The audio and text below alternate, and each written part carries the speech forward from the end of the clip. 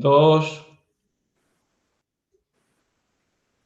Buenas tardes. Bienvenido, Santiago. ¿Qué tal? Gracias. Buenas tardes. Bienvenido a los Encuentros de Humanidades y Filosofía que por razones de pandemia realizamos por canal de YouTube, pero que queremos hacerlo en invitación presencial cuando sea posible, a ver si es pronto. Hoy vamos a tratar una cuestión muy importante, vamos a tratar del fin del comunismo, del comunismo no, perdón, del capitalismo, del fin del capitalismo. Uy, Antonio.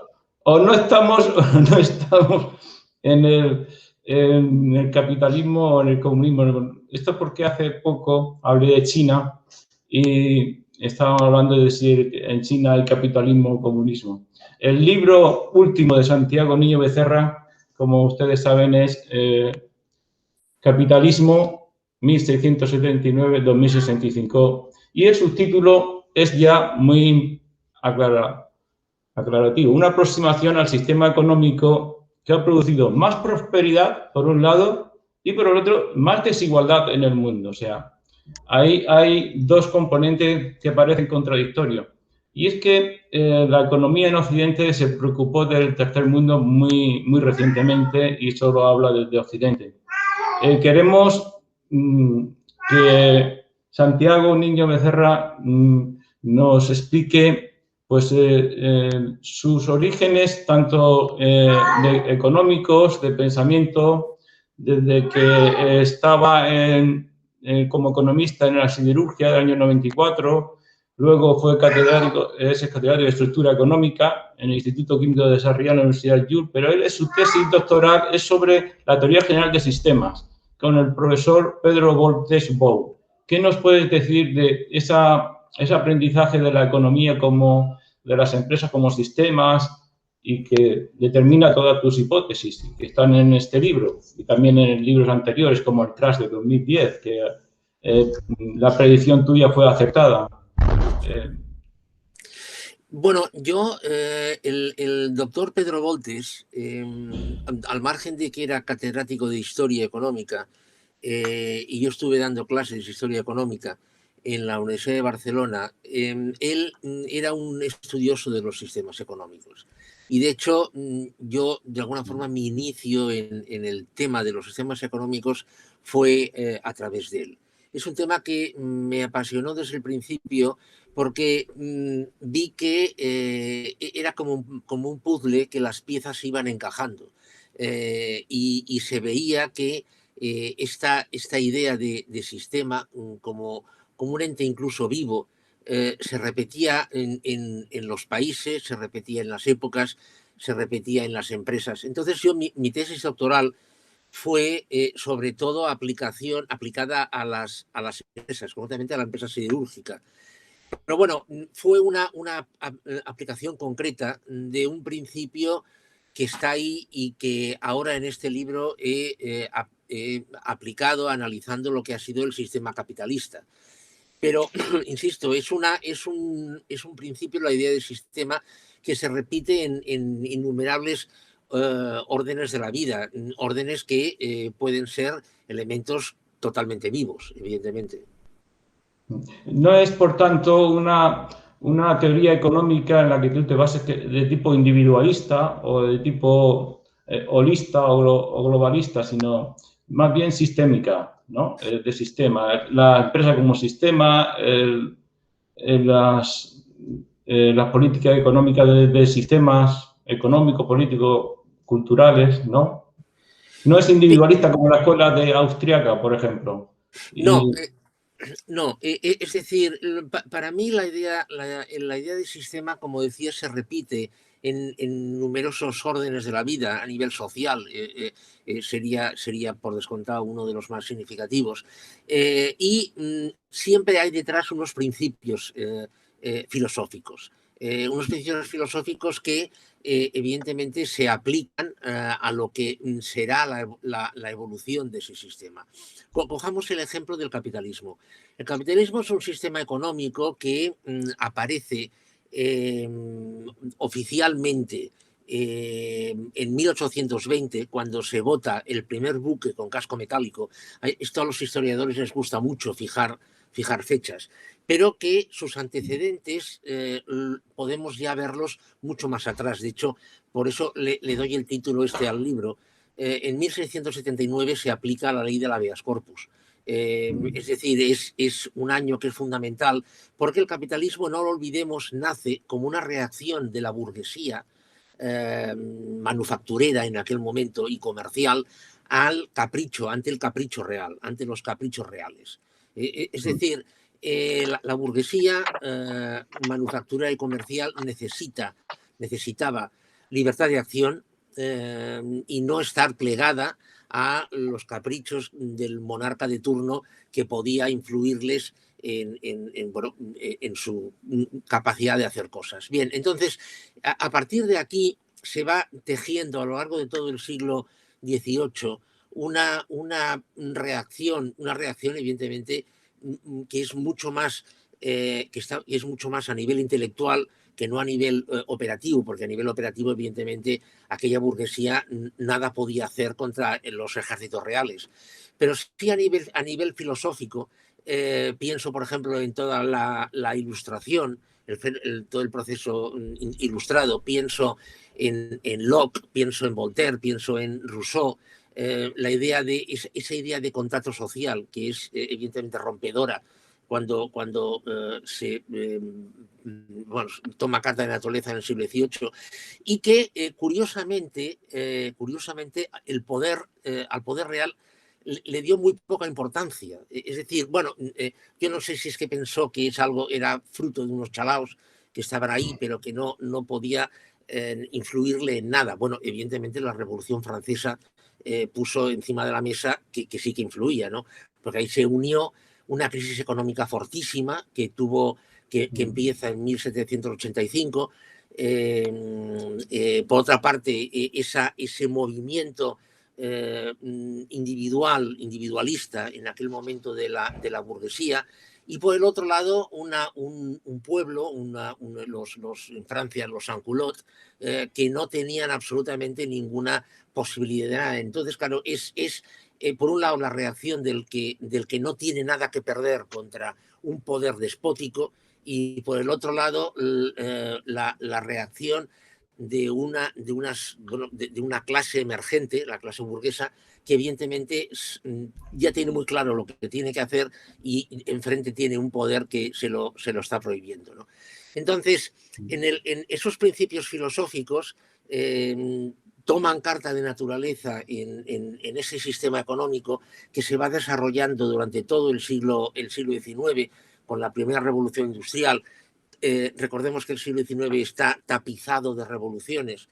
La revolución de 1830, la del 48, la del 70. No hablo de España, España un poco ya va quedando al margen. En Europa es el siglo cuando Estados Unidos se expande, empieza a expandirse claramente, ¿no?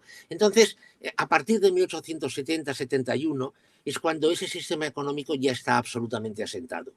Entonces se ve claramente los principios sobre los que se sostiene. Por un lado, la propiedad privada de los medios de producción; por otro lado, la existencia de una defensa jurídica de esa propiedad privada; por otro lado, el carácter individual de los protagonistas y, evidentemente hay que decirlo también, un carácter fagocitador, en el sentido de que quien no sabe adaptarse a los cambios perece y es absorbido por el que sí puede.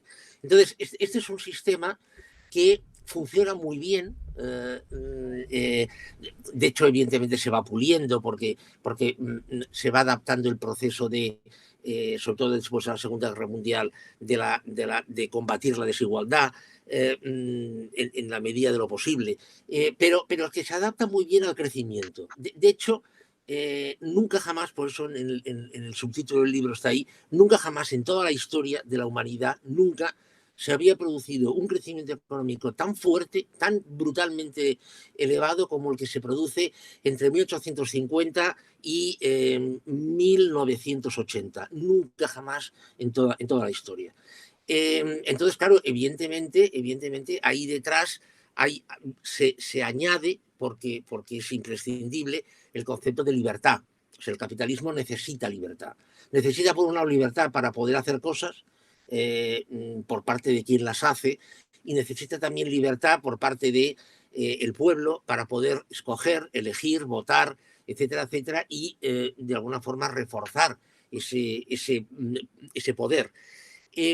Lo que pasa es que y aquí ya, claro, se vuelve a cumplir lo que pasa con todos los sistemas, ¿no? Los sistemas nacen, se desarrollan, crecen y luego empiezan a declinar, ¿no? Entonces, el comienzo del declive del sistema capitalista se inicia en la década de los 80, de la década de 1980, cuando la robótica, la automatización, toman carta de naturaleza y empiezan a sustituir al elemento que había sido esencial del capitalismo, que es el factor trabajo. Entonces, claro, aquí empieza a trastocarse absolutamente todo. Las grandes corporaciones cada vez están tomando más protagonismo. El concepto de individuo empieza a declinar y de rebote de ello el concepto de clase media empieza a declinar. Cada vez el capital tiene más importancia, pero concentrado en muy pocas manos. Hoy podríamos citar cantidad de ejemplos de estos. Entonces, claro, se empieza a percibir la desprotección de la persona. O sea, es decir, la persona como tal, como ser, como ente, empieza cada vez a estar más desprotegido ante un Estado que cada vez pinta menos, que tiene menos peso, y ante un capital concentrado en grandes corporaciones que tiene cada vez más poder. Sí, simplemente un dato, no me gusta abusar de los datos, un dato solo. La suma de la facturación de las 10 principales compañías del mundo en el año 2020 dio una cifra que es igual al Producto Interior Bruto del Reino Unido. Entonces, bueno, a partir de aquí podemos ver el poder que está alcanzando estas grandes corporaciones y que está sustituyendo al poder de los estados. Yo pienso que ya se ha producido el declive, esa fórmula del contrato social entre Estado, capital y individuos, ciudadanas y ciudadanos ya se está diluyendo. Yo creo que ya está empezando a dibujarse los contornos de este nuevo sistema que va a sustituir al capitalismo en algún momento entre el año 2060 y 2070, porque los sistemas siempre han tenido una duración entre 240 y 250 años y que va a llevar a la implantación de un sistema en el que yo pienso que el protagonismo sin ningún lugar a discusión lo tendrán las grandes corporaciones.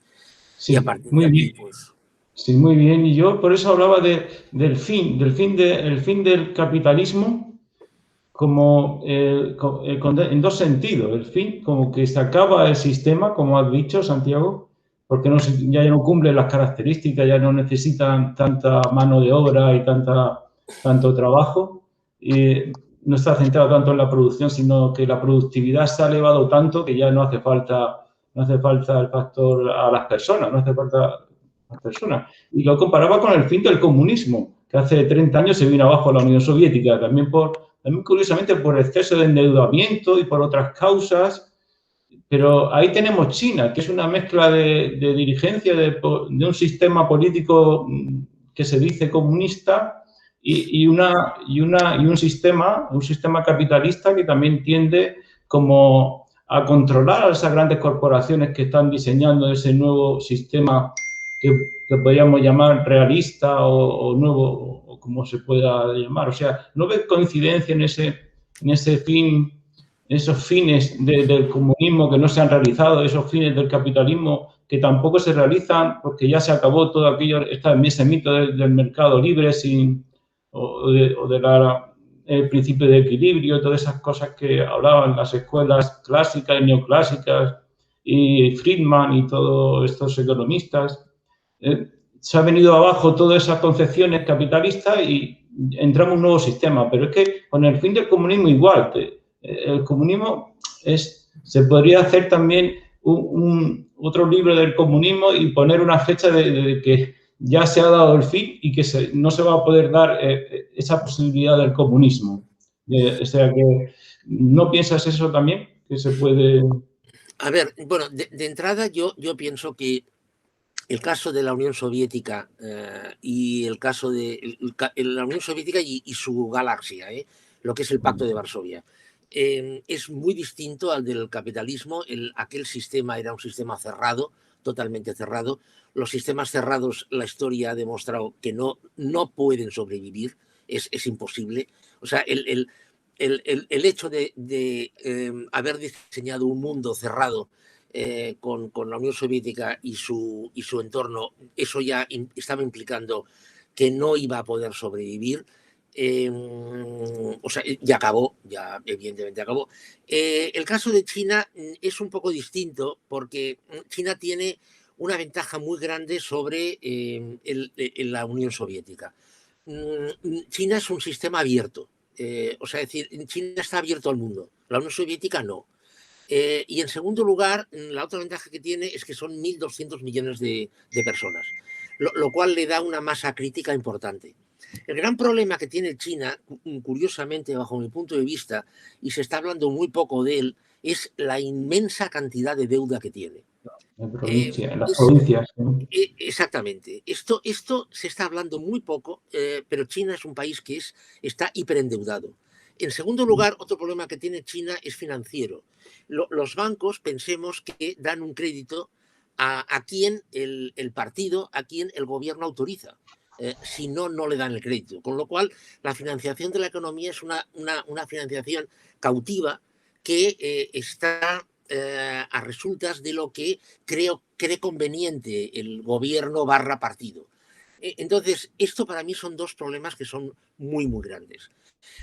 Claro, tiene la enorme ventaja, y le pongo comillas, tiene la enorme ventaja de que un conato de rebelión es impensable porque evidentemente el sistema es tan fuerte, tan poderoso, que puede arrasar cualquier conato de rebelión que pueda haber, con lo cual enfrentamientos internos no son esperables en China.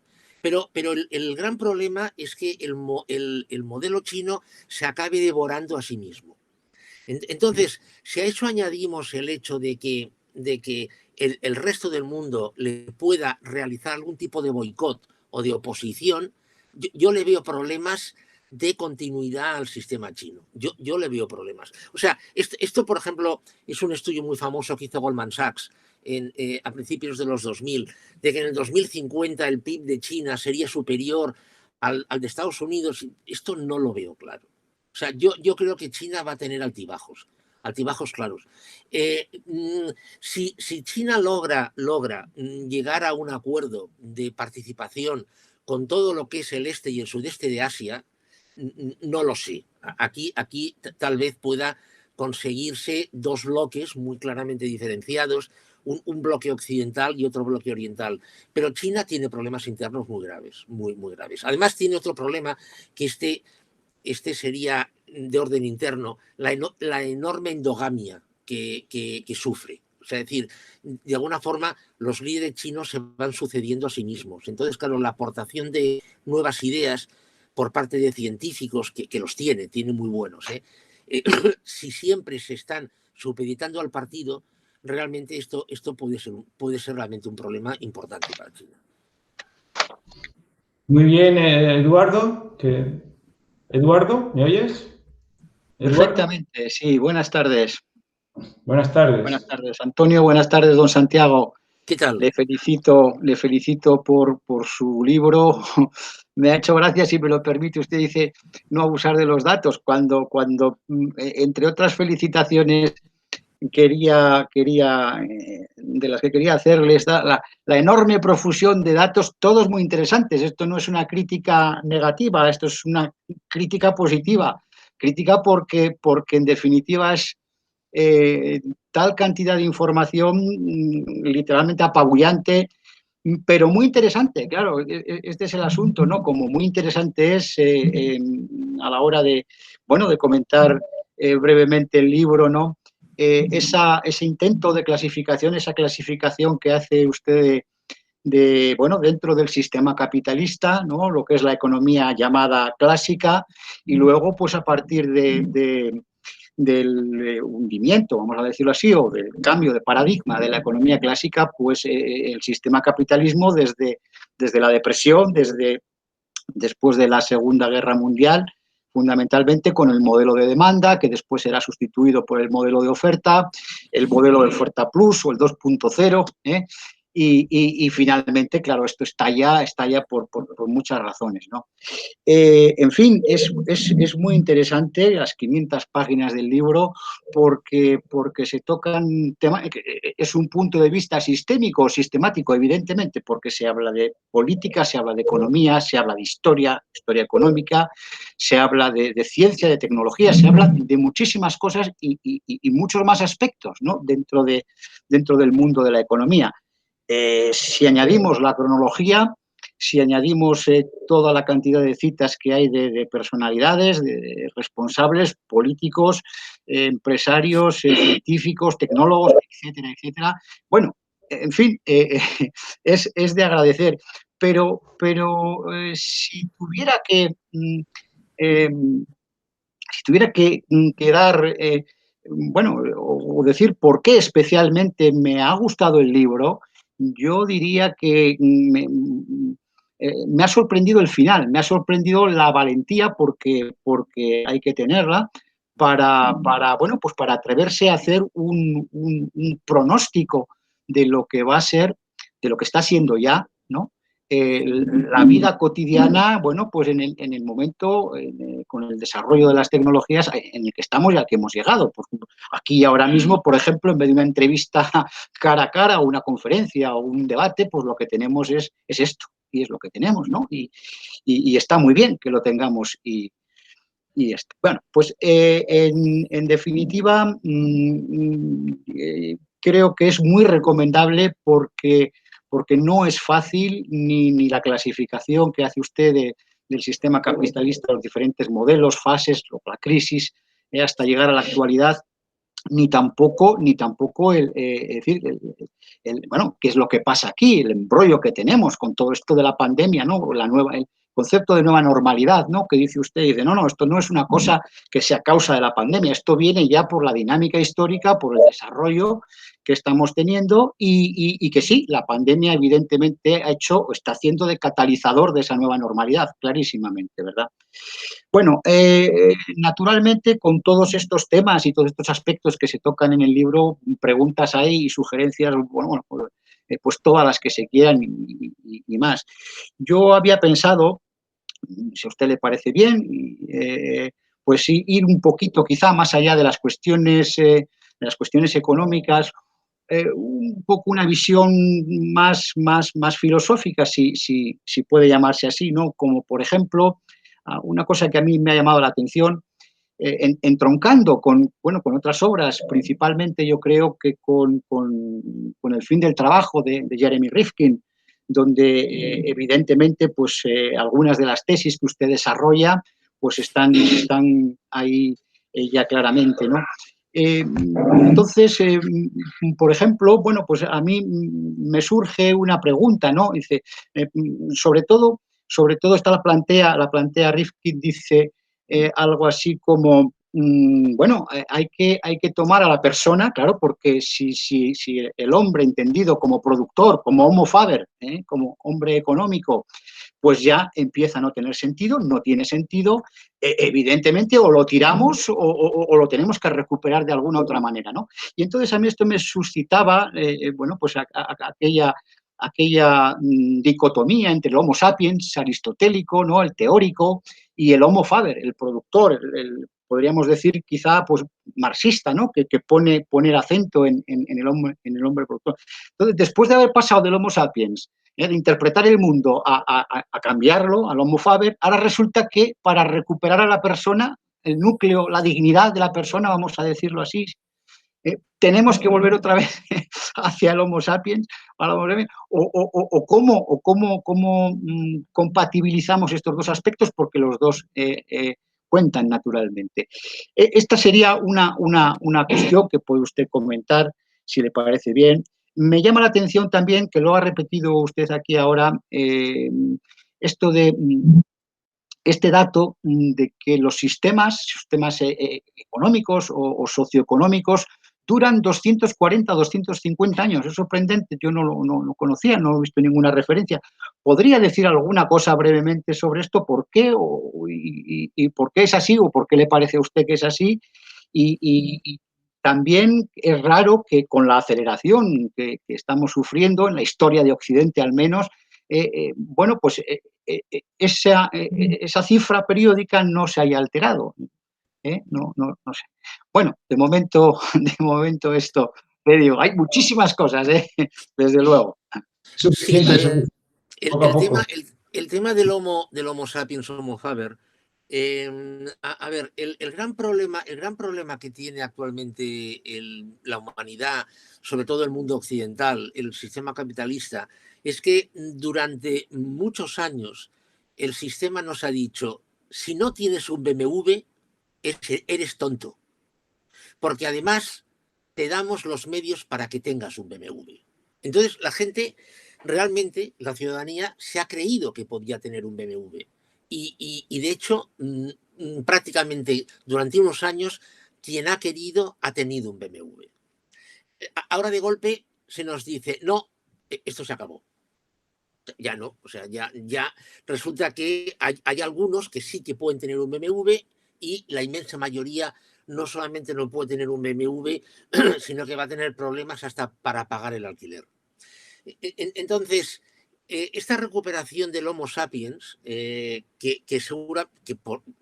seguro que será posible porque el mundo no se va a acabar, va a implicar algo que yo sinceramente no sé cómo se va a conseguir.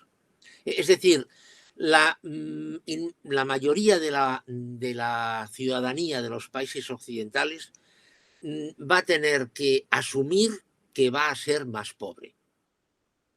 Entonces, esto es muy duro. O sea, y ya hay innumerables estudios que esto lo están poniendo encima de la mesa. Por ejemplo, fue muy famoso un estudio que se hizo en Estados Unidos, hará unos 7 u 8 años, el federal, en el que se concluía que por primera vez en la historia de Estados Unidos, el estudio estaba circunscrito a Estados Unidos, los hijos iban a vivir peor que sus padres. En términos medios, no me estoy refiriendo al señor John Smith de Cleveland, no, en general. O sea, cosas de estas son muy duras. Aquí lo estamos viendo, por ejemplo, en España, una tasa de desempleo juvenil del 42%. En fin, esto yo creo que va a costar mucho asumirlo esto. Va a tener que asumirse. Que en general vamos a ser más pobres, vamos a poder disponer de menos bienes, vamos a poder disponer en general de menos bienestar. Una vez asumido esto, por las buenas o por las malas, entonces yo creo que ya sí que se puede empezar otra vez a ir a por este Homo sapiens que, bueno, disfrute paseando y oliendo las flores y dialogando con sus ciudadanos, con sus vecinos, etcétera, etcétera. Pero yo creo que vamos a pasar unos años realmente muy duros. Muy, muy duros. Hay un cortometraje que yo en el libro cito una frase de este cortometraje, que es de una muy buena amiga mía, una directora de cine, Andrea Jaurrieta. Entonces, el cortometraje se titula Los años dirán, y hay una chica que tiene 27 años que le dice a su pareja, están en el piso que se han comprado y tal, ¿no? Entonces la chica le dice a su pareja, le dice, nos educaron para creer que llegaríamos donde quisiéramos y lo malo es que nos lo creímos. Entonces, claro, o sea, esto se va a tener que asumir que esto no va a ser así. Las personas más mayores nos moriremos, y bueno, y estas no, ya, adiós. Pero la franja de edad que va entre los 30 y los 50 años actuales, esto realmente yo creo, 30 a 25, casi día 25, esto realmente lo van a tener duro. Mire, yo en mis clases, más de un alumno me lo ha dicho esto, me han dicho, ¿por qué vamos a tener que pagarte a ti la pensión si nosotros no vamos a tener pensión? Entonces, claro, yo les he contestado, digo, bueno, es que lo que no está claro es que yo tenga pensión tampoco. O al menos la totalidad de la pensión por la cual yo he cotizado. Esto tampoco está claro. Es decir, es un cambio que va a tener que producirse. Por eso se buscan fórmulas intermedias, como la renta básica, de alguna forma para garantizar un mínimo a la población. Pero yo creo que por esta mera transición, yo creo que van a venir un par de décadas realmente muy, muy complicadas, muy, muy complicadas, con cambio de sistemas de valores, en fin, etcétera, etcétera. Bien, lo de los 40 años, lo de los 240 o 250 años, pues yo no tengo ni la más remota idea por qué es así, pero es que yo esto lo vi analizando la historia. Yo he leído muchísima historia, muchísima. Entonces cada 240 o 250 años se produce un cambio en la forma de hacer. Por ejemplo, lo que sí que tiene usted razón es una cosa, y es que actualmente nuestros 250 años son más cortos que los 250 años de hace 1000 años. Es decir, ¿qué quiere decir esto? Esto quiere decir que en el paso de las edades medias, en realidad aquí hay 3 sistemas. Hay 3. Lo que pasa es que vienen a durar eso. Lo que pasa es que los cambios en el momento se perciben mucho menos. Por ejemplo, la servidumbre de la gleba se acaba con los Tudor en Inglaterra a principios del siglo XVI. Es cuando ya se puede dar por acabada, ¿no? La servidumbre de la gleba. Entonces, eso en su momento no tuvo ninguna importancia. Nadie le dio importancia a eso. Luego la importancia se la hemos dado después. Sin embargo, para nosotros, el hecho de que la concentración del capital se esté produciendo ahora a la velocidad que se está produciendo, claro, le damos una inmensa importancia porque nos está afectando. Y como nos está afectando, estamos de alguna forma sufriendo las consecuencias, padeciendo, sufriendo, experimentando las consecuencias, ¿no? O sea, por ejemplo, esto en negativo, podemos también verlo en positivo. Por ejemplo, cuando se instaura la sanidad universal, después de la Segunda Guerra Mundial se instaura la sanidad universal. Bueno, yo he hablado con personas que ahora son muy mayores, personas inglesas, francesas, que son muy mayores ahora, 90 años y tal, recuerdan cuando se instaura la sanidad universal, aquello fue una bendición divina. Claro. Porque claro, es que antes ponerte enfermo significaba morirte, prácticamente, ¿no? Entonces, claro, aquello fue un cambio en positivo, pero se produjo en muy pocos años. Entonces, los cambios antes tardaban muchísimo en producirse. Hay un estudio muy interesante realizado por la universidad, me parece que es la Universidad de Cambridge, no estoy seguro, pero es una universidad inglesa seguro, en el cual llega a la conclusión que en el siglo XII, 12 años del siglo XII equivalen a un año de la actualidad. Entonces, ¿En qué claro, sentido? ¿En qué en el sentido? sentido de experiencia de vida. Es decir, que si una persona hoy vive una media de 80 años, trasladado al siglo XII, partiendo de la base de que muy poca gente vivía 80 años en el siglo XII, es como si en el siglo XII esa persona hubiera vivido 700. En relación con esto que ha dicho, hay una máxima que usted repite a lo largo del libro varias veces, que yo no sé si acabo de entenderla bien. Es esa máxima de que, en cierta manera, una de las esencias del sistema capitalista, de la competitividad entre empresas y empresarios del sistema capitalista, es ese principio de que el ganador se lo lleva todo.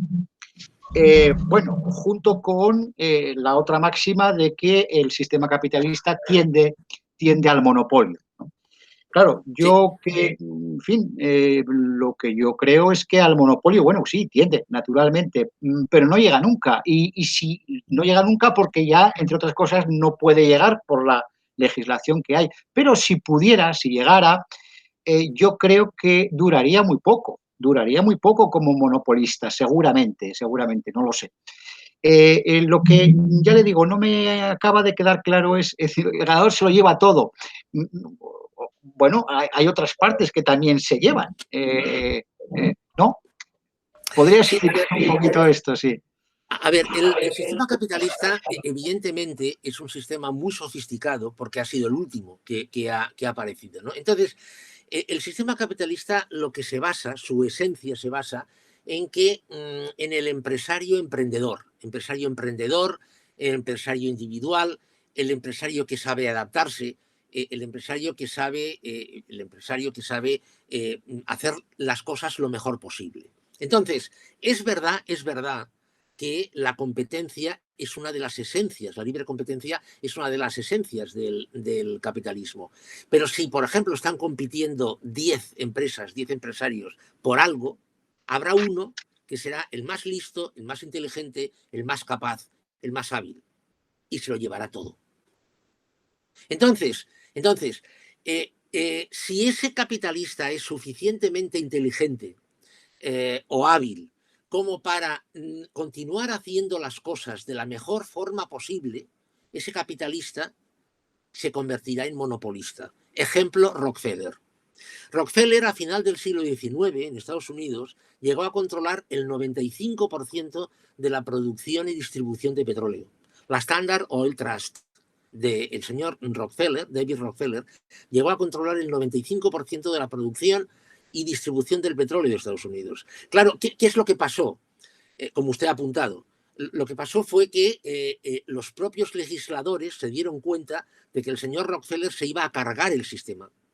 Porque claro, es decir, en aquel momento, sobre todo, si una empresa controlaba el 95% de la producción y distribución de petróleo, iba a poner los precios que quisiera y se iba a llegar a la ruina absoluta, ¿no? Entonces, la Standard Oil, la Sherman Trust, la Sherman Antitrust Act, lo que hizo fue evitar la formación de este monopolio. Lo mismo pasó con la AT&T, que se obligó a separarla. Lo que pasa es que estas legislaciones antimonopolio o en la Unión Europea recientemente las multas que se le han puesto a Microsoft, etcétera, etcétera, todo esto ha sido en momentos, atención ahora, en los que estas empresas tenían un poder relativo. Relativo quiero decir que, a ver, el señor Rockefeller, con todo el poder que tenía a finales del siglo XIX, a ver, no dejaba de ser un señor que se dedicaba a la producción y distribución de petróleo, es decir, y además en Estados Unidos, o sea, es decir, es decir, el señor Rockefeller, yo estoy convencido que se hubiera quedado anonadado si le trajésemos a la actualidad y le enseñáramos a una General Electric o le enseñáramos, en fin, a una Procter Gamble, a estas empresas que son auténticamente globales, ¿no? Yo creo que lo entendería muy bien, pero yo creo que se quedaría absolutamente alucinado, se quedaría. Entonces, estas empresas actuales que tienen capital, que tienen posibilidades, que tienen... Por ejemplo, ¿ustedes saben cuánto dinero tiene en el cajón? En el cajón, Apple. El cajón quiere decir que abre el cajón y no tiene que recurrir a un banco, ni tiene que recurrir a un crédito, ni a una emisión de bonos. ¿Saben cuánto dinero tiene en el cajón Apple? 117.000 millones de dólares. Mucho más que los estados, que muchos estados.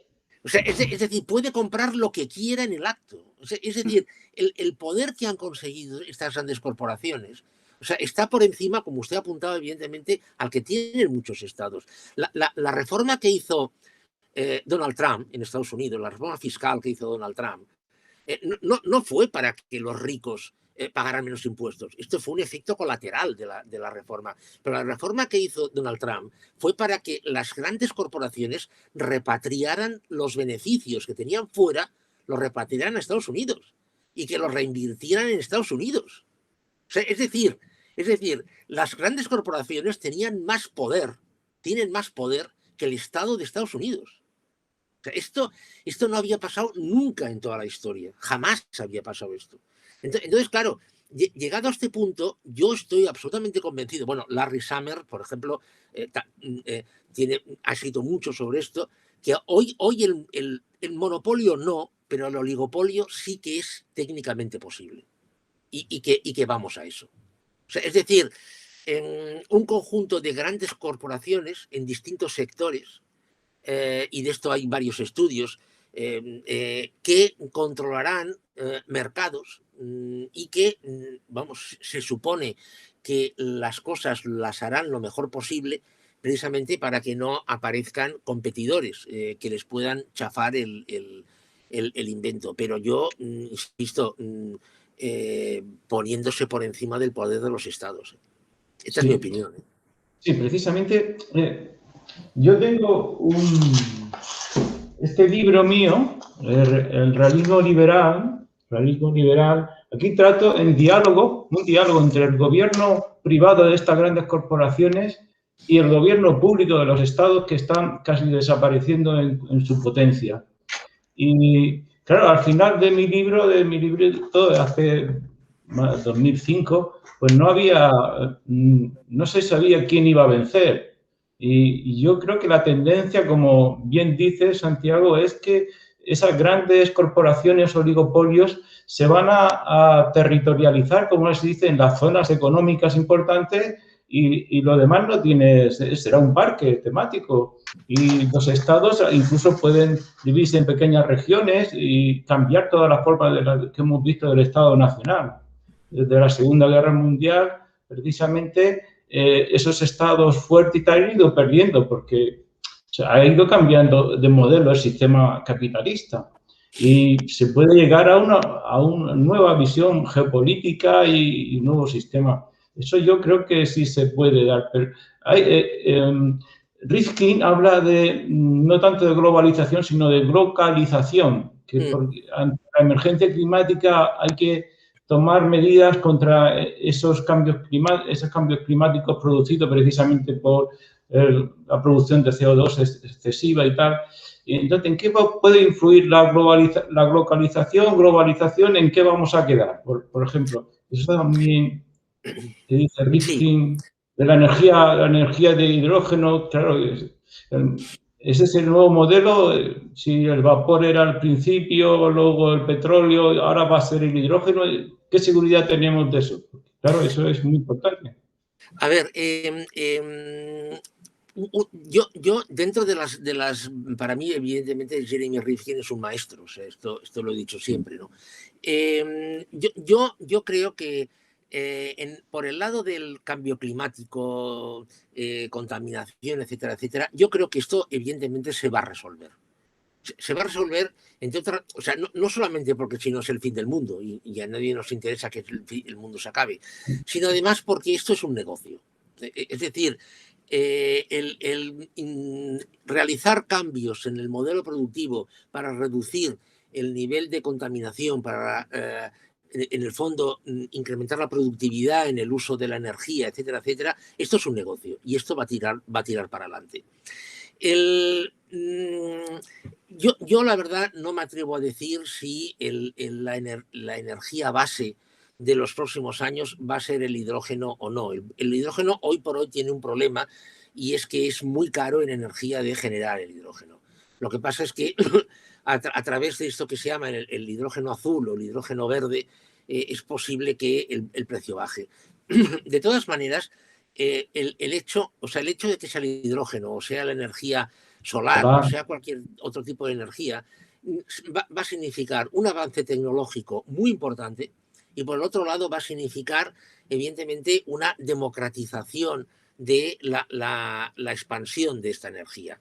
Precisamente Rifkin describe muy bien una red descentralizada de energía en la cual la energía que a mí me sobra se la pueda vender a ustedes o prestar a ustedes y cuando a ustedes les sobre me la presten a mí. O sea, esto cada vez la tecnología va a permitir más cosas. Yo creo que esto no va a ser un problema y se va a resolver. El problema yo más lo veo por el otro lado que también Rifkin aborda, que es por el lado del fin del trabajo. Es decir, cada vez se necesitan menos horas de trabajo humano. O sea, y esta es una realidad. Y a esto sí que no hay una solución. A esto sí que no hay una solución. Europa, a mediados del siglo XIX, esto lo resolvió muy bien enviando gente para América. O sea, entre 1840 40 y el año 1913, 50 millones de europeos se fueron a Estados Unidos y a Latinoamérica. O sea, esto lo resolvió. Lo que pasa es que ahora no podemos enviar 400 millones de personas a Marte, ¿no? Porque, entre otras razones, la colonización de Marte aún no ha empezado, ¿no? O sea, el tema de la energía y el tema de la contaminación, yo creo que se va a resolver, tardará más o menos, evidentemente. Tampoco se va a resolver de una forma cómoda. Pienso que van a haber imposiciones por parte de poderes fácticos, etcétera, etcétera. Pero a mí lo que realmente me preocupa es cómo van a interiorizar, cómo van a vivir las personas que no van a ser necesarias. Esto sí que no lo veo. Sí, Eduardo. Sí, sí, interesantísimo. Es al hilo de esto mismo. Compartiría usted la importancia que le da el profesor Rifkin, claro, no solo como posibilidad, sino, si yo he entendido bien, como necesidad del tercer sector, precisamente para resolver esto, porque claro, a ver cómo se resuelve, claro.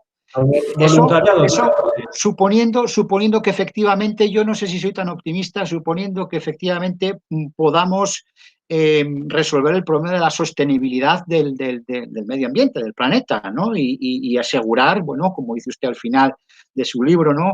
Aquí al final vamos a consumir y vamos a producir, o vamos a producir y vamos a consumir en función de lo que sea sostenible, ¿no? Que es una de las cuestiones clave, ¿no? Entonces, dice usted muy poco acerca de lo que llama Rifkin el tercer sector, el voluntariado, etcétera, ¿no? Entonces me pregunto y le pregunto, ¿hasta qué punto comparte usted esa visión o le parece que no está muy claro? A ver, Rifkin publicó bastantes cosas sobre el tercer sector a mediados de los años 90.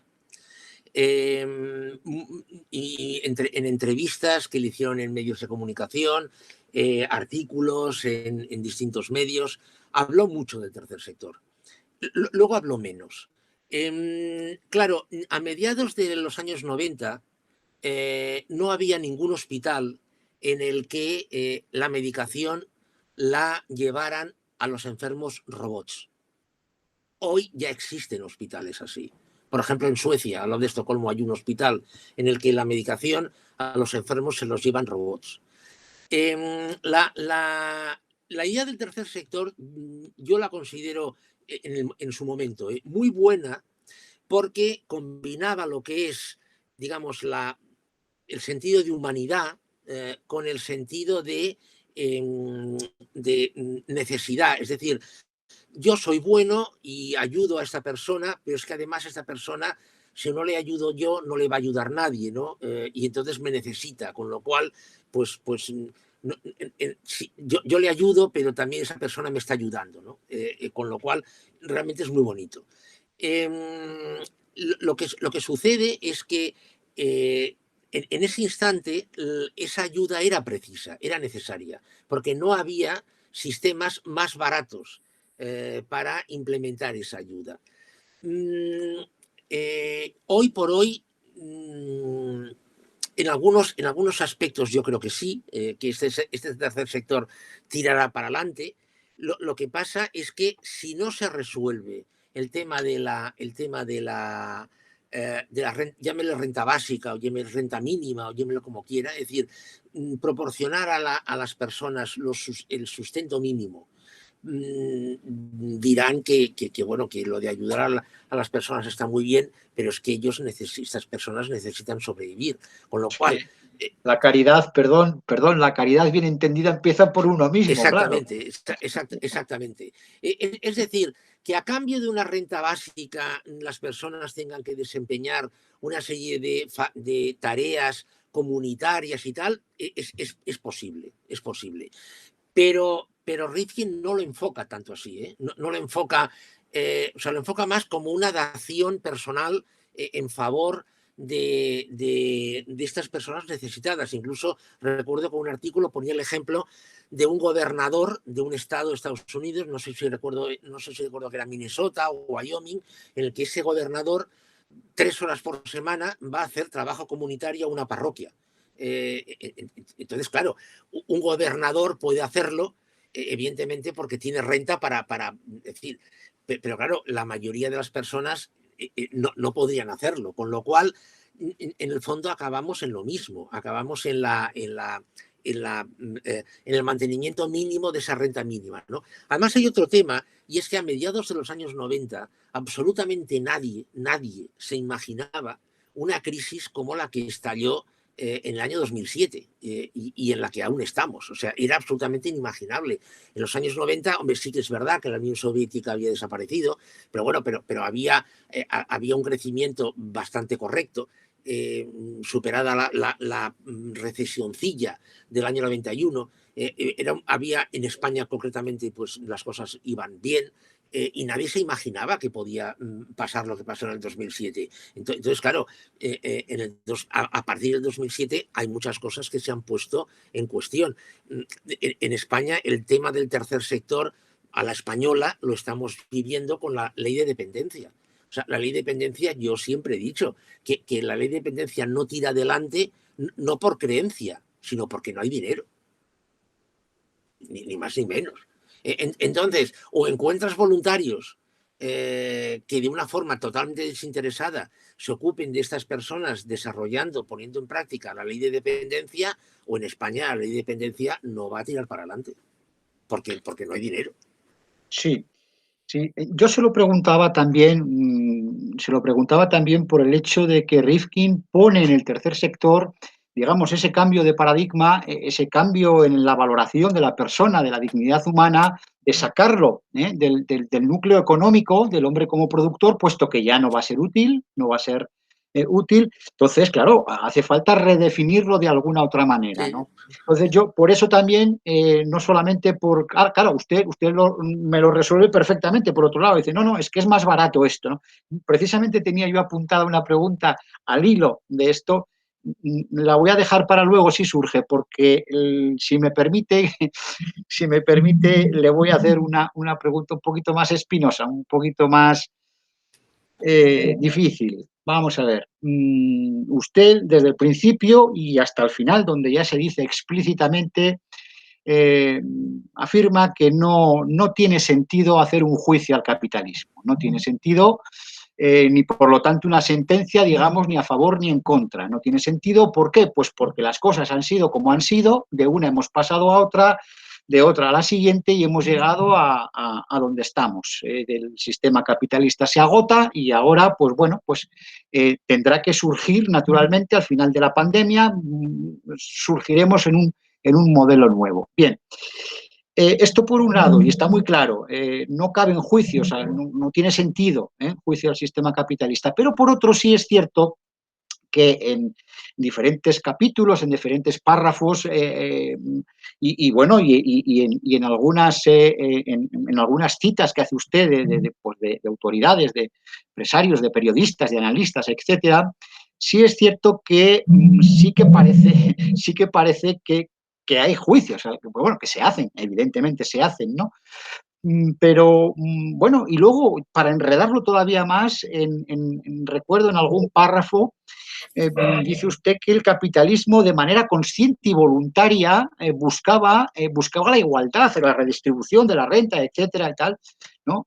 Y entonces, claro, yo me pregunto si efectivamente aquí lo que hay es un determinismo histórico, económico, como social, o todos conjuntamente, sistémicamente o sistemáticamente, o si no cabe imputar y achacar algo a, por supuesto, individuos, pero también a clases sociales, como tales clases sociales económicas, ¿no? Es decir, la burguesía, evidentemente, y los burgueses y los propietarios, pues buscan su interés, pero exactamente igual que el trabajador, el obrero, busca su propio beneficio, ¿no? Y esto, pues, por lo menos hasta cierto punto, me parece que es legítimo y está bien que sea así. La pregunta, para formularla claramente, entonces, hablamos de un determinismo determinismo histórico donde las personas, las clases, las voluntades no cuentan, la subjetividad no cuenta, son las condiciones objetivas que se van produciendo, o hay responsabilidad de grupos, de personas, de clases, etcétera. ¿Qué podría usted decir al respecto? A ver, cojamos un ejemplo del pasado. A ver, el sistema feudal nació porque no quedaba otro remedio. Es decir, el Imperio Romano acaba, se cae en un caos absoluto, Europa dividida en un mosaico de tribus germánicas que se reparten todo. Entonces llega el emperador Carlomagno, pone un orden y dice: a partir de ahora las cosas van a ser así. Es decir, el sistema feudal nos puede parecer horrible desde nuestro punto de vista, inmoral, horroroso, cruel, nos puede parecer lo que queramos. Pero el sistema feudal llegó porque no podía ser de otra forma. Si el sistema feudal no hubiera existido, se hubiera caído en el caos absoluto, total. Nos hubiéramos comido unos a otros. Es decir, yo pienso, bajo mi punto de vista, que dada un árbol de situaciones, un árbol de características, siempre la tendencia, la dinámica histórica irá hacia aquello que sea más sencillo y más lógico. Entonces, dentro del capitalismo apareció pura y simplemente porque durante el siglo XVII y el siglo XVIII había una serie de familias que habían acumulado mucho capital, muchísimo, a través del comercio fundamentalmente, también de la agricultura, pero sobre todo a través del comercio y de las finanzas, también de las finanzas, y que necesitaban darle un giro a la situación, y si hacía falta cortarle el cuello a un rey, se le cortaba, no había ningún problema. Y se le cortó el cuello al rey.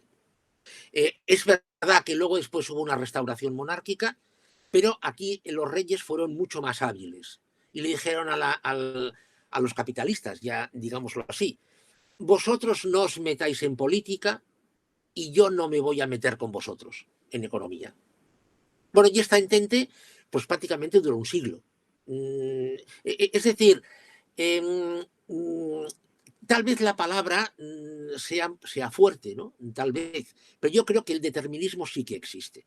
Es decir, dadas unas características determinadas, dada una evolución de las cosas, dada una sucesión 2, 4, 8, 10, el siguiente es el 12. Porque no puede ser el 14, ni puede ser el 13. Es decir, a no ser que venga un elemento exterior, que claro, imaginemos, por ejemplo, que mañana nos despertamos y han llegado los extraterrestres. Entonces, claro, no lo sé. O sea, no, esto sería nuevo, ¿no? Sería un elemento totalmente nuevo, distorsionador. No sería un cisne negro, sería un cisne súper negrísimo, ¿no? Y entonces las cosas cambiarían radicalmente. Pero vamos, yo si eso no sucede, o algo parecido no sucede, yo creo que está muy claro lo que va a pasar en los próximos 20 años. O sea, un poder total de las corporaciones, los estados a la baja, la democracia tal y como la entendemos, que no olvidemos que la inventó la burguesía, la democracia que nosotros conocemos. Esto irá menos, se tecnificarán mucho más el gobierno de las cosas, la asignación de recursos, etcétera, etcétera. O sea, lo dice usted muy claramente, un mundo feliz, un mundo feliz. La novela de Huxley, vamos. Bueno, no sé si feliz o no, pero desde luego... Según luego, lo digo con ironía, ese es el título de la novela de Huxley, claro. Ya. No, pero lo que sí, digamos, que aquí quería llegar también, entonces, voy a ver si usted está de acuerdo con lo que voy a decir. El núcleo de este determinismo histórico, vamos a llamarlo así, sería, efectivo, usted lo ha dicho muy claramente, ante un conjunto de alternativas, de posibilidades, la que sea más barata y la que sea más sencilla, ahí vamos a ir. Es decir, en el fondo entonces es la eficiencia. La eficiencia es el vector que marca la historia, el sentido y la dirección de la historia. Y por lo tanto, claro, evidentemente que tiene que ser la Revolución Francesa del capitalismo, pues tienen que ser, pues bueno, pues la caída de los estados, las grandes corporaciones. ¿Por qué? Pues porque son más eficientes, claro, evidentemente, ¿no? Y entonces digamos que la cosa encaja bastante bien, ¿no? Y tiene sentido. Ahora bien, el panorama que se dibuja, el panorama que se intuye es, bueno, es cuando menos bastante... Sí, lo que pasa es que, sí, totalmente de acuerdo. La eficiencia yo creo que es el vector Tecnología. determinante en la historia de la humanidad. Lo que pasa es que el concepto de eficiencia ha variado con la historia. Me explico. Cuando en 1599 se crea la Compañía Inglesa de las Indias Orientales, el poder real le da el poder de monopolio a esta compañía, no pensando en la eficiencia, y fue muy eficiente, sino pensando en las finanzas reales. Es Claro, decir, claro. el rey le dijo, vale, te doy la licencia de monopolio, pero tú me pagas tanto al año. Lo que pasa es que, ostras, funcionó muy bien esa compañía. O sea, fue la eficiencia, pero no siempre la idea de eficiencia ha sido idénticamente la misma. No sé si me explico. Sí, le entiendo. Los ingleses han sido siempre muy intuitivos, y muy Sí. prácticos, claro. Y usted denuncia algo que me ha agradado mucho leerlo, ¿no? Es decir, que los ingleses fueron los primeros que rechazaron y abolieron la esclavitud, claro, después de haber sido los que más, Claro. los que más se han beneficiado de ella, que Sí, sí. son muy listos, ¿sí? Sí. No, sin duda. Bueno, pues queda claro entonces. Lo que pasa es que, como digo, el panorama que se dibuja, el panorama que se intuye, pues no es el más agradable, me parece a mí, ¿no? Es decir, esa pérdida de la libertad, la individualidad, la persona disuelta en la colectividad, el que no esté de acuerdo, como dice usted, será marginado y aislado, ¿no? Y claro, esto, como señalan, bueno, el propio Rifkin lo señala, ¿no? Como ese cambio de sentido de valores o de términos, conceptos como la libertad, la autonomía, la privacidad, etcétera, esto ya, claro, se entiende al revés, literalmente al revés, ¿no? Claro, a ver, para nosotros, que hemos conocido otras cosas, desde luego, este panorama es muy gris. No sé si negro, pero desde luego es muy gris. Pero claro, para la generación T, que son los nacidos desde el 2008 al 2025, estas niñas y estos niños no habrán conocido otra cosa. Es decir, solamente habrán conocido esto, habrán conocido este mundo, habrán conocido, ya están haciendo, yo sé de niños que ya con 5 años, 6 años, están haciendo videoconferencias con amigas y amigos suyos, ¿no? Es decir, para ellos será otra película, para ellos será otra historia totalmente distinta. Sí, lo malo, lo grave de este asunto es que admitirán, usted lo dice clarísimamente, ¿no? Admitirán ser manipulados y ser, bueno, pues Sí. renunciar por completo, bueno, a su libertad como algo que bueno, eso no tiene sentido, porque no tendrá sentido, claro, ¿no? Y esto es lo que que se nos hace más cuesta arriba, quizá. Bueno, a ver, claro, en pura lógica o por pura lógica, el próximo sistema va a ser un sistema realmente muy coartador de la libertad, todo absolutamente determinado, regulado, con grados de libertad cero. Eh, por pura lógica también, en el siguiente sistema es cuando tendrán que colonizarse otros planetas. viajes interestelares, etcétera, etcétera. Y el siguiente, es decir, estamos hablando, fíjese, estamos hablando del periodo que irá desde el 2300 al 2500, es decir, o sea, es inimaginable, ¿no? Aquí tiene que producirse una reacción, por pura lógica. Si la historia, evidentemente, es lineal, es lineal como ha sido hasta ahora, ¿no? Si no es así, pues evidentemente el próximo sistema realmente será muy complicado. Lo que pasa es que, claro, yo estoy muy tranquilo en el sentido de que yo no lo voy a ver. Con lo cual, pues...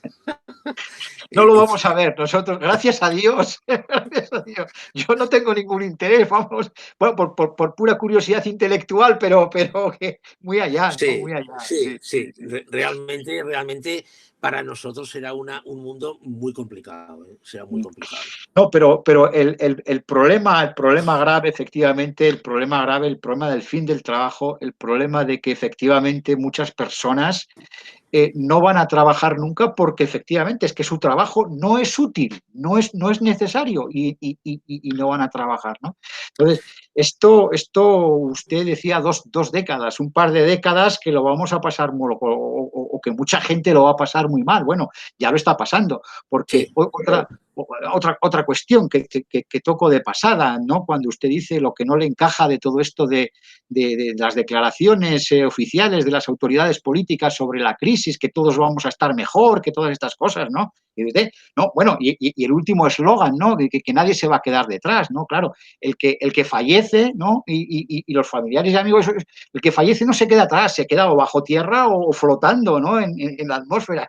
Entonces, claro, son unas cosas que hay que conectarlas inmediatamente con preguntarse, claro, hasta dónde va a llegar esto, porque usted hace también un comentario muy interesante en el libro, claro, dice que nunca había habido un parón de esta magnitud económico y social, claro, nunca, porque es que en las guerras se trabaja, claro, en las guerras, de una manera o de otra, la vida diaria continúa, pero claro, pues hasta qué punto nos están diciendo la verdad, aunque sea una verdad recortada y con cuentagotas sobre lo que va a pasar, de aquí, pues a un año, a 2 años, a 5 años, porque claro, la situación para mucha gente es dramática, trágica. Sí, para encontrar una situación semejante a la que vivimos y estamos viviendo, tenemos que remontarnos a lo que decía antes, a la crisis agraria del 1785, en el que se paró absolutamente todo. Aquello fue absolutamente tremendo y además sin ERTES y sin red de seguridad y sin nada, ¿no? Claro, hoy, por ejemplo, me parece que era 5 días, publicaba o Expansión, no recuerdo ahora, publicaba que los expertos apuntan, concretamente creo que era no, Goldman Sachs no, bueno, una agencia de estas, o un banco, publicaba que de ahora al 2030 van a cerrar en España 20.000 sucursales bancarias. Claro, ¿esto qué significa? Esto significa, evidentemente, desempleo, subempleo, etcétera, etcétera, pero significa otra cosa, que el modelo bancario que hemos conocido desaparece. O sea, dices, bueno, pero a ver, ¿esto es factible? Sí, evidentemente es factible. O sea, es decir, porque en la historia ya se ha producido un cambio de modelo bancario. Es decir, el modelo bancario del siglo XIX no es el mismo que tenemos hoy. Bueno, pues el modelo bancario que tenemos hoy está en transición y va hacia otra génesis, ¿no? Entonces, bueno, el gran problema no es tanto produzcan estas situaciones, que evidentemente lo es, sino la capacidad de adaptación de la persona a estos cambios. O sea, vuelvo al siglo XII y a este estudio que he comentado antes. En el siglo XII, de media, el ciudadano medio inglés tenía al año 2 vestidos y se movía en un radio de 50 kilómetros toda su vida.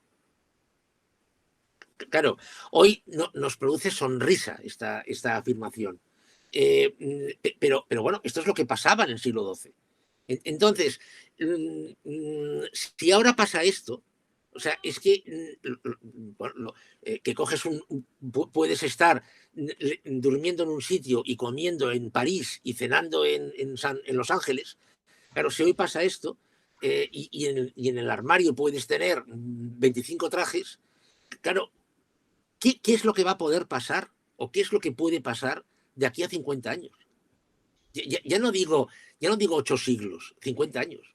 Es que es absolutamente inimaginable. Entonces, la pregunta es si la persona humana es capaz o será capaz, o todas las personas serán capaces de asumir estos cambios. De momento hay una realidad. La familia de medicamentos que se vende más son los ansiolíticos.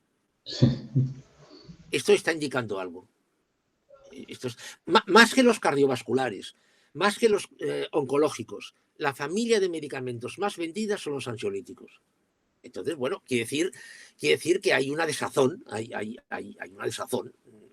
Entonces, ¿cómo se gestionará esto? No lo sé. No lo sé porque yo no soy sociólogo ni soy médico, pero esto aquí tenemos un problema. Un problema que sí que tiene un origen económico, evidentemente, tiene un origen económico, pero que va mucho más allá de la economía. Entonces, claro, yo no sé si hay alguien que está escribiendo sobre esto o está estudiando esto, supongo que sí, pero aquí tenemos un problema. Sí, parece ser que los principios que ya estableció John Locke, ¿no? Del capitalismo, de derecho de propiedad privada, derecho a la vida, derecho a la libertad, esos tres principios ya parece ser que se están volatilizando, se están disolviendo. Y entonces, claro, el determinismo que hemos hablado de económico, social, como sea, no es el resultado no es el que va a esperar más. Más no esperaba este resultado del fin del capitalismo. No. Claro, porque el Parece señor y Orwell. Sí. Claro, porque el señor Marx lo que pensaba es que los capitalistas se iban a arruinar y la clase obrera ganaría la revolución que se planteara. Claro, eso no pasó porque evidentemente los capitalistas eran muy listos, se dieron cuenta de lo que venía, subieron salarios y redujeron el estado de bienestar. Exacto. El estado de bienestar que ahora es lo que está disolviéndose también. Pero ya eso disuelve al mismo sistema capitalista. Entramos en otro sistema. Dos sistemas que no tenemos ni siquiera el nombre. Pero sí sabemos las consecuencias para el ser humano, para los valores filosóficos y de dignidad, de libertad que siempre se han tenido. Es muy interesante porque es que, claro, la solución que tú dices en el libro, muy bien, de renta básica, entretenimiento, ocio gratuito y especies de droga como marihuana. Sí. Eso convierte al ser humano en lo que John Stuart Mill decía, el hombre no debe ser como una felicidad de un cerdo, no debe tener la felicidad de un cerdo, sino que debe ser una persona que su naturaleza racional y libertad se mantenga. Pero claro, si se cambian, como eso es histórico, realmente eso es histórico. ¿Puede haber alguna colaboración de la gente, de los jóvenes para que como una especie de revolución o pacífica o de distinta manera impida eso? Yo no lo creo. No. Yo creo que es una frase muy irónica que yo digo, que yo sepa es mía la frase. Yo digo que las revoluciones ya no están de moda. No. Entonces, la era de las revoluciones ya pasó. Ya pasó, es decir, las revoluciones se produjeron, el siglo XIX es el siglo de las revoluciones. Las revoluciones se produjeron cuando la persona era necesaria para producir y cuando el poder era muy potente, pero tenía sus limitaciones. Hoy en día, cada vez la persona es menos necesaria para producir y el poder tiene todas las herramientas que necesita y cada vez tiene más herramientas. Hay una serie de televisión que yo vi algún capítulo, no sé si la han visto, Person of Interest. Es un sistema, se crea un sistema que controla a todo el mundo. Pero a todo el mundo es a todo el mundo, ¿eh?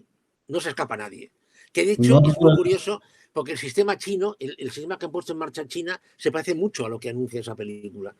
Entonces, claro, ante una situación así... La cultura de la sinceridad, ¿verdad? La cultura sí, de la sinceridad, exacto. la lealtad al poder, claro. Exacto. Y Entonces, naturalmente... Claro, no, Perdón. decía que entonces, claro, la revolución en un entorno así es imposible. Es que Sí, no, y por una razón clarísima y inapelable que dice usted, que es que las revoluciones los que la hacían es porque no tenían nada que perder. Nada, Es que sí, ahora todo el mundo tiene que perder, vamos, en Occidente al menos, no en Occidente sí, al menos. ¿No? Y sí. efectivamente, porque claro, se juega la vida en patera el que no tiene nada que perder, claro, pero claro, un español no se tira al mar, claro. Entonces, pues bueno, pero que el problema evidentemente está ahí, ¿no? Y el lapsus de Antonio es muy curioso, el que ha tenido a decir el fin del comunismo en vez del fin del capitalismo, pero tiene mucho sentido porque al final uno le arrastra al otro, le ha arrastrado. Bueno, hay una obra, bueno, muy conocida, en su momento fue muy conocida, de José Luis San Pedro, porque José Luis San Pedro todo el mundo se ha quedado con él, que es un novelista, ¿no? Lo que va. José Luis San Pedro fue el abuelo de la estructura económica en España. Hay una obra suya, Las fuerzas económicas de nuestro tiempo, que lo que dice es que al final comunismo y capitalismo convergen, o sea, tienden a converger, porque los dos tienden a ostentar el poder, con lo cual hubieran acabado confluyendo. De hecho, en China está pasando esto. Sí. Y es el traductor, fue el traductor, San Pedro, José Luis San Pedro, fue el traductor de los principios de economía, de teoría económica de Paul Samuelson. Sí, también cita usted en su libro, también al profesor San Pedro, y está impecablemente traducido. Yo estudié ese manual en primero de carrera y está impecablemente traducido, da gusto leerlo, además del contenido, por la forma. Pero el razonamiento que hace efectivamente en la cita que usted hace de San Pedro sobre por qué, bueno, pues no podremos luchar contra el fin del trabajo, contra el paro, no puede, el capitalismo no puede. ¿Por qué? Pues porque la tecnología, que es la esencia, ¿no? El desarrollo de la tecnología y siempre producir más, ¿no? Y de forma más barata, ¿no? Si quitamos lo de lo financiero y lo real, no como un paréntesis, sino siempre buscando producir más y de manera más barata. Es decir, siempre mejores tecnologías. Evidentemente, el residuo es el desempleo y eso no tiene solución. Lo mismo que también, otra de las razones que da es que, bueno, pues otro de los efectos del capitalismo, que ha sido el deterioro del medio ambiente, pues tampoco le interesa y tampoco lo ha cuidado. Bueno, no le interesa relativamente. Cuando eso cuenta y vende, digamos, enseguida se ponen, por lo menos, si no a cuidarlo, a hacer que parezca que lo cuidan, ¿verdad? Entonces, eso sí. Tendríamos vamos terminando. Muy bien. Sí. Muy bien. Y muchísimas gracias a ustedes, por favor, a ustedes. Ha sido muy agradable. Igualmente. Lo mismo digo, sí. Adiós, muchas gracias. Muy bien, buenas tardes. Hasta luego. Buenas tardes, profesor. Enhorabuena. Gracias. Enhorabuena.